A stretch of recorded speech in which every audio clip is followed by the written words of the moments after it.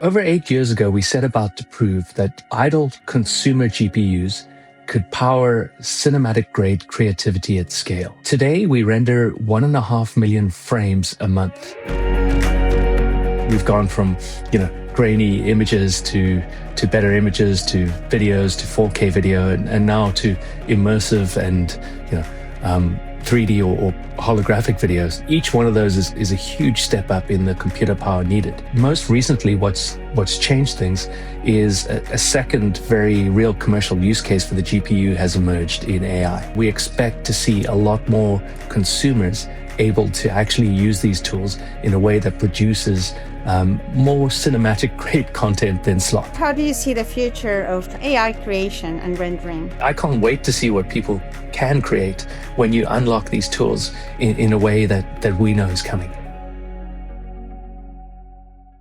Decentralized infrastructure has expanded beyond finance into areas such as computing, graphics processing, and artificial intelligence. One of the networks operating at this intersection is Render Network, which uses blockchain-based coordination to connect GPU providers with users who need large-scale rendering and AI compute. I'm Dr. Lorena Nessi from CCN, and today I'm joined by Trevor Harries Jones, Director at Render Network Foundation. We'll discuss what Render Network actually does, why blockchain plays a role in its design, and where decentralization makes sense. So, Trevor, thank you very much for joining us today. Fantastic. Welcome. Thank you so much. I'm really excited to be here. Yes, me too. And we have many questions. So we're going to start from the very beginning, from the basics, of course. How does Render Network describe what it provides in simple terms? Sure. Yeah, over 8 years ago, we set about to prove that idle consumer GPUs could power cinematic-grade creativity at scale. And today, we render 1.5 million frames a month and are used by motion graphics artists around the world to power Hollywood productions, games, concerts, external displays like the Las Vegas Sphere, and even by NASA. And most recently, our attention has turned to AI. So for those of you who don't know what rendering is really the process of turning a model into a photorealistic image. It's converting it from models into pixels. And why it's so important is every movie you watch today is 24 frames a second. Each of those frames is essentially an image. And almost every movie doesn't just use the raw footage, they adjust it, and there are elements that are rendered, therefore, on top. So rendering plays a huge part in every video you see, whether it's a Hollywood video or a product video on the internet or more. And, that's really been our bread and butter for almost 8 years. We started this really because we had a problem of our own. We're artists, and we were struggling to scale our compute. The real challenge about rendering is rendering takes a lot of computer power, and as NVIDIA and others have done an amazing job improving their chips. So is also the rendering demand just skyrocketed. So we've gone from grainy images to better images, to videos, to 4K video, and now to immersive and 3D or holographic videos. Each one of those is a huge step up in the computer power needed. So for us, the watershed moment was back, I think 2015 or 16, we were working with one of our investors, Madison Square Garden, and trying to help them put something up on the big screen, the large displays. And, just doing the calculation of how long the rendering would take, we realized it would take 6 months of all of Amazon's West Coast GPU compute to do the render, and they only had 3 months. So it just couldn't be done.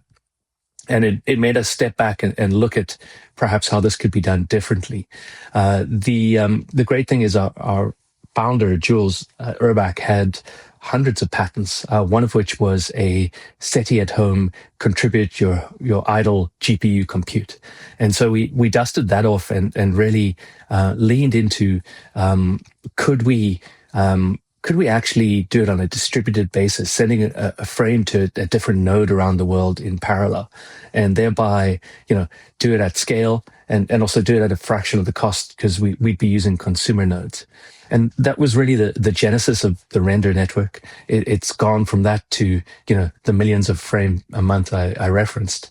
And most recently, what's changed things is a second very real commercial use case for the GPU has emerged in AI. And we've watched with real interest. It's been somewhat challenging for our artists to use it. It's been text and prompt driven mostly to date. And what's really limited the rollout has been the lack of control and consistency.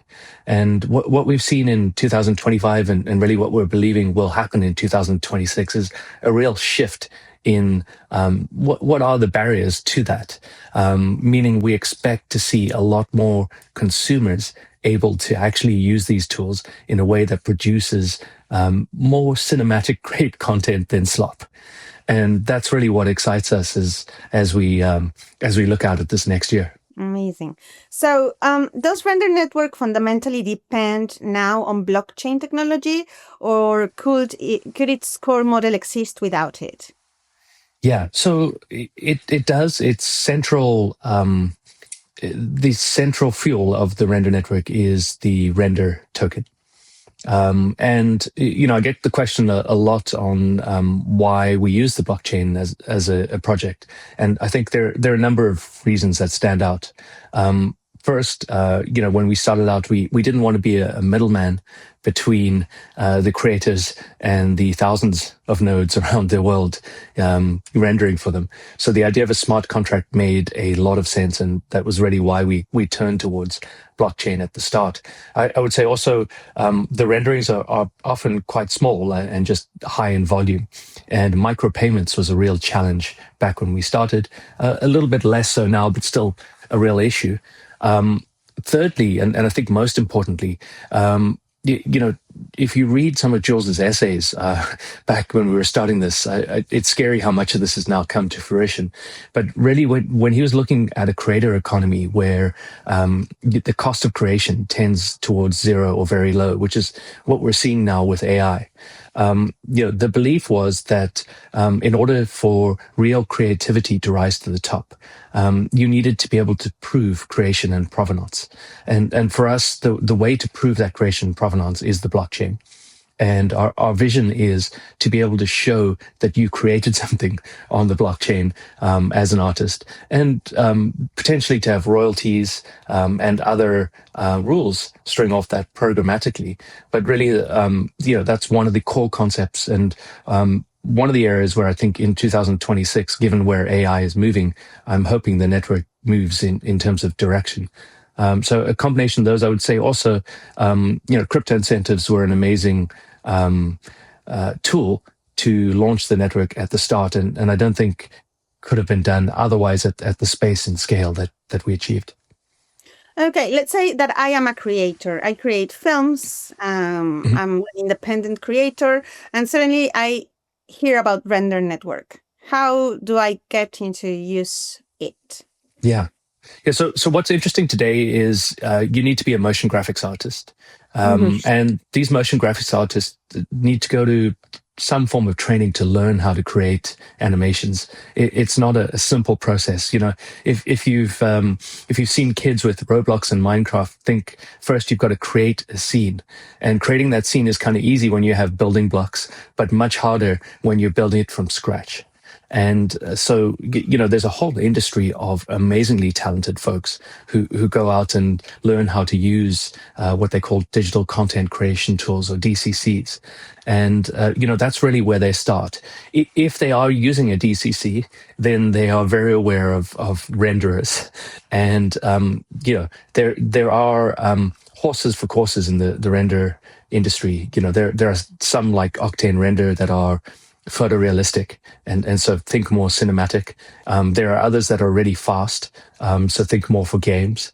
And there are sort of combinations between them. At the Render Network, we've integrated a number of them, starting with Octane Render, but adding Redshift, adding Blender cycles. And so if you're an artist and you've created something and are rendering it, you're also used to the challenge that it takes a long time. Typically you'll sit there waiting on your home computer, often for hours, to see what it looks like. So the concept of needing more computers sort of implicitly built into it. Most folks using these tools are aware of render farms, and more specifically the render network. And when you create an animation, you can, instead of waiting for it to render locally, just drag and drop the file on the render network website, and then have it rendered by thousands of nodes in parallel, as opposed to just waiting for that time. So it's as simple as having the know-how to create it.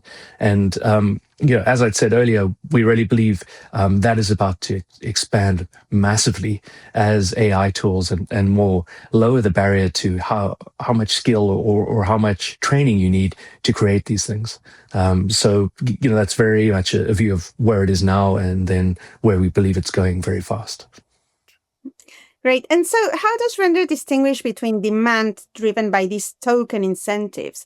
I understand there's a token incentive behind using the render network, right?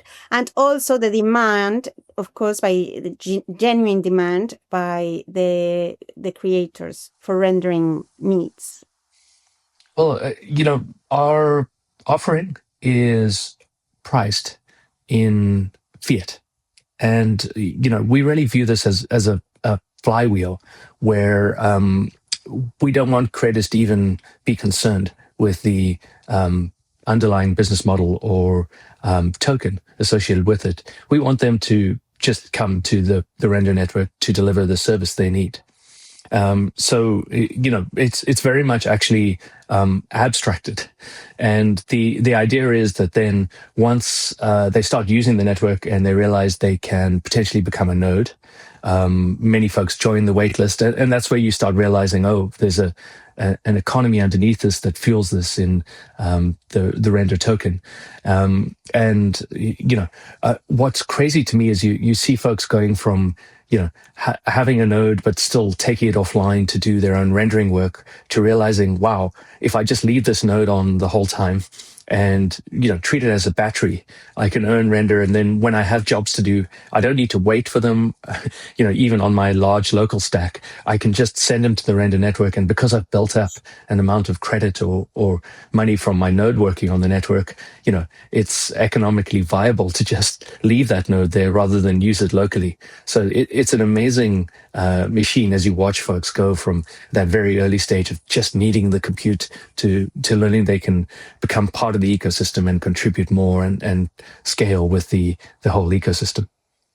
So when they leave it in the network, can they generate it, or can they render it instantly, or can they just come back to it, or how does that work? Yeah. So it depends on the size of the job, right? It's a calculation, right? And the thing is that today, the photorealistic renderers are not yet real time. Only the game's engines are. So there's a trade-off between, photorealism or real time. However, those lines are blurring, particularly with AI. And, a topic I'd love to discuss later is the concept of what we call world models. And these are almost near real time 3D scenes that are generated by AI. Not real time, but significantly faster than if they were to do it on their own nodes, and significantly cheaper than if they were to try and do it on the hyperscalers. Okay, it would be very interesting to see a comparable table of how long it would take. I know some artists who might take a whole night trying to render one single piece. So we have many testimonials. I'll tell you one most recently. We did we sponsored a large scale immersive exhibit in New York called Art Tech House. And, there we're displaying indoors in a massive immersive world, a number of different artists' work. And one of those artists was saying, they managed to render in a week what would have taken them 28 weeks themselves. Wow. So you're talking, real orders of magnitude. Many folks sort of say the same, that it would have taken me 7 hours, and instead it took me, 7 minutes and cost me, $10 or something, really impressive in terms of their time or opportunity cost calculation. So it is really orders of magnitude cheaper and faster, depending on which you're comparing to. Brilliant. So, what non-technical factors most often slow adoption among studios or developers, creators, or AI team considering render? Yeah, so on the rendering side, I think that the challenge of adoption has been first there are a number of tools, and when we started with just one renderer, so we've been doing a very good job at the network of adding renderers, so we can go after more of the available audience. I think the second thing, and this is more a studio issue, is if they've already bought hardware, right? They're going to want to use that hardware and really only look to leverage externally when they have spikes and can't meet their existing demand. And so, the studio side has been a little bit more of an education that, there's an alternative to having to spend that upfront capex. And that process has been slow too, but steady. It's a very big focus for us this year. The yeah the real metrics are well proven. When you look outside at comparative industries like Uber and Airbnb, gig economy makes a ton of sense, particularly where you have a glut of idle compute, like we do in the consumer side. The ability to therefore charge a lot less than they would if they had to go through the capex model is really compelling. But it's an education and a trust element that just takes time. If you're not going to go out and spend the hardware cost up front, but going to jump straight into a gig economy, you've got to believe that it can continue to deliver at scale, because there aren't any other alternatives if you don't. So it's been an interesting but valuable journey as we scale and roll out and add more nodes. And last year I think we added about 40% more nodes to the network, really just showing increased volume over time. And if you look back at our metrics, you can see the network has continued to grow and scale in an impressive way. Brilliant. So, what makes decentralized rendering sustainable, you think, over time, considering what's coming in the future, compared to centralized cloud services? Yeah, I think it's such a complex question, right? I think it's horses for courses. I think you will have centralized clouds and data centers forever going forward. I think there's a very real need. I think there's some things that can, on the AI front, that can only be done very well on centralized nodes. If you look at some of the training and the billions of parameters you need to load in, it just doesn't make a lot of sense on decentralized. Now that being said, there actually are a lot of AI opportunities next to that actually make more sense on decentralized. And I think that's really where we believe the lion's share of the growth will come, is as people move off more expensive hardware and realize, particularly on the AI side, that 80% of AI work is inference, not training. And that inference in many ways doesn't need to be run on the highest performant hardware in these data centers. The scarce hardware that at the moment only the hyperscalers can really get access to. You've seen as an AI industry really a transition from the US starting and really trying to race towards AGI, trying to race towards better and better models, almost at the expense of cost. And then last year, particularly the Chinese releasing some models like DeepSeek that were done at a fraction of the training and run at a fraction of the cost. And over a period of time, you've seen models emerge, like when Stable Diffusion was released, it was 33 gigs. And then, over a very short period, it was quantized and reduced and made smaller and smaller, and today can be run on an iPhone. And that transition from initially being released and only being possible to run on centralized, and then over time becoming more and more packaged, open weight and open sourced, for us is really what will fuel the decentralized GPU craze that we expect over the next decade.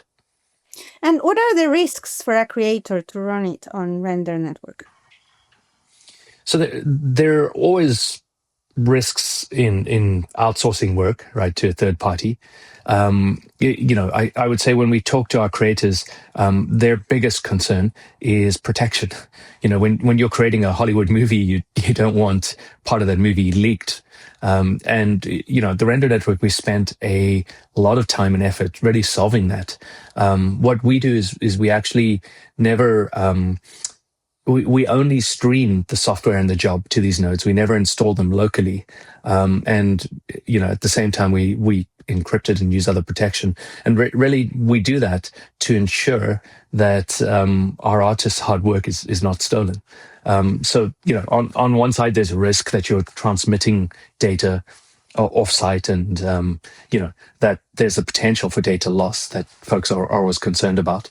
On the other side, because you're probably trading off cost, there's a speed concern for some folks. And what we've seen on initial decentralized AI is that the types of jobs that initially work best are jobs that aren't immediate. So if you're, in the middle of, in front of a computer and looking for a video to be returned from a prompt immediately, time is a real issue. But there are other jobs that are more batch jobs, batch AI jobs that aren't, time dependent. And we're starting to see many of those tend towards being done on the cheaper compute because it makes a ton of sense. You're paying the premium for the speed, and if you don't need the speed, decentralized can be significantly better. So yeah, definitely one of the key areas we see evolving here. I would say otherwise on a creator it's just relying on decentralized networks and ensuring they have the ability to deliver in the same way a centralized network does. Brilliant. And what about, shall I call them your clients? What's like the profile of your clients? Is this a service that you think is available to all kinds of creators and artists, or is it for studios or, So we have almost two offerings. We have the render network, and then we have a sister network next to it, a consumer property behind it called dispersed.com, which is our AI focus.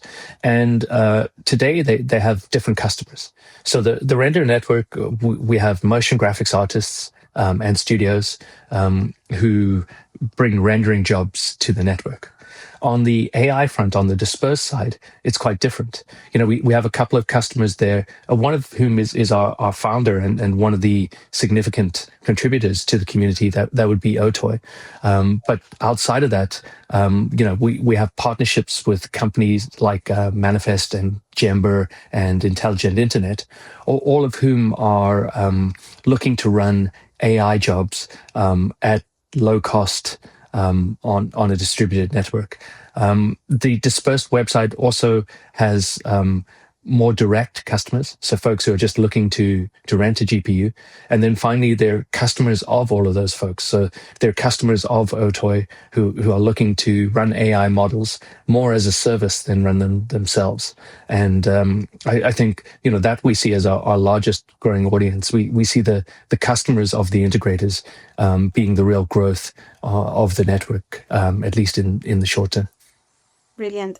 So, Trevor, how do you see the future of AI and rendering, AI creation and rendering? Yeah, thank you. It's been almost two disparate processes so far. You've had this very technical process in traditional creation that gives you a lot of control and consistency, almost the exact control and consistency. You can get the look you're exactly looking for. And then on the flip side, you've had AI, and it's been amazingly fast, but almost a roulette wheel on what you get from that. And so definitely AI creation has increased with the onset of AI, but we've not seen Hollywood or real motion graphics artists really embrace it to date. We believe this year there are some foundational building blocks that will change that. So the first one is an output format called a Gaussian splat. which is a bit of a strange name for an output format. But what it is an object, an AI object that, today you can take an image. You can use one of these models and it can convert that image into a Gaussian splat, which is in many ways, a scene or a part of a scene. And why we're so interested by them, I don't think they're the end format. I think there will be neural objects and other types of formats. But why they're really interesting now is you're actually able to load splats into the traditional workflow. And you're also able to render two splats. So what I'm starting to see is a bridge between these two worlds that is quite interesting, because by bridging between them, you can use AI to create a piece, you can pull it across, you can then have that control, you can then render it back, you can use that splat for generating other things. So I'm seeing the lines between these two absolutely blur, which is pretty interesting. The second, and probably what we believe will be the biggest change this year, is what we call world models. So you've seen in AI text to image, text to video, text to 3D objects. And what Google released last year with a product called Google Genie was a first look at world models. And a world model is essentially AI creating a full scene or world that you can navigate around in, like a video game. And why those are so interesting to us is because 3D artists essentially build scenes. And if we've got AI bridging the actual background creation, we can see, a very simple merger between those two. And it's all really important to us. I don't know if you know our history, but our founder grew up in the household of the Star Trek founders family. His best friend is his son. And so we've always had a very strong Star Trek footing to what we do. And one of the things we've always aspired towards is recreating the holodeck. And the holodeck is this room you walk in and immediately it feels like reality. And, it's real time and photorealistic. And, that's been a multi-decade view. It's not something that's about to happen today. But what really excites us is we really believe it's going to be a combination of hardware and software. First, GPUs need to get faster. There are things that need to be solved along the way, but there's been an amazing rush on that side. On the software side, we believed it would be a combination of rendering and AI that would get us there. And when you see things like world models and you see the consistency and control that some folks seem to be able to get from these in a near real-time manner, it really excites us that we're moving in that direction towards that future where content will be way more immersive. It won't just be a flat screen that we have here, but something that you can view at least in 3D and hopefully move around in and see.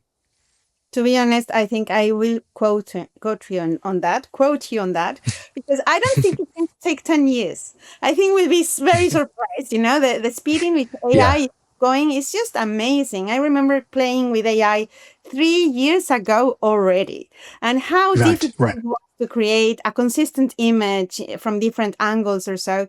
And suddenly you're able to start doing that as a normal user, not coming even from, design background or so. What we're going to see in the next years is just going to amaze everyone. Probably we'll just it is crazy. We were on a call with the DeepMinds team the other day, and one of their leaders was saying to me that if anyone can predict where this is going in more than 3 months, he doesn't trust them because they can't keep up inside with the rate of change. So it's exceptionally hard. That's why when we look at world models and Gaussian splats, these are really just stepping stones towards an end outcome that's much further down the path. And being able to predict the timing of that is impossible. I like you, I hope it's sooner and faster. I can't wait to see what people can create when you unlock these tools in a way that we know is coming. Absolutely. Yes, I can't wait either. Well, thank you so much, Trevor. I could speak about this a lot, longer than this. It's been a great conversation, and I am really looking forward to see what the future brings into AI Fantastic. And blockchain as well, which is Thank you so much. Thank you so much. Thank you. That was Trevor from Rendered Network Foundation, and I'm Dr. Lorena Nessi for CCN. Thank you for watching, and see you next time.